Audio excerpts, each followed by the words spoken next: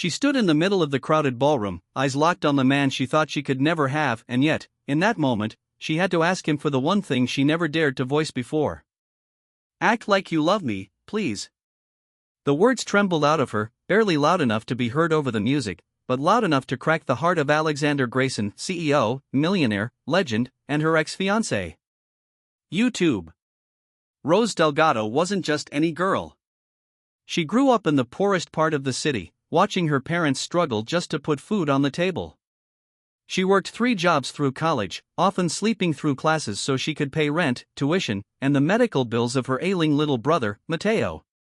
Every hardship she endured made her tougher, but nothing hardened her heart like losing the man she thought she loved.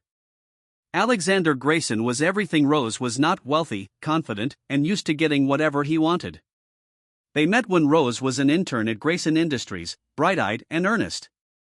Alexander was captivated by her drive and compassion. She saw something in him that others missed, a vulnerability beneath his power. They fell in love fast, intensely, in a world that seemed too expensive and too fleeting to take slow chances. For a time, it felt like a fairy tale. But life isn't a fairy tale. When Alexander's family business was thrust into scandal, a financial storm that almost bankrupted them, he pulled away, convinced that Rose deserved someone more stable, someone unburdened by lawsuits and media scrutiny. Rose begged him to stay, begged him to fight with her, but Alexander walked away, leaving her world hollow and her trust shattered. Years passed. Rose built a modest life, her strength forged in heartbreak. She ran a small community center for kids, giving them the hope she once had. She thought love was a chapter closed until tonight. YouTube.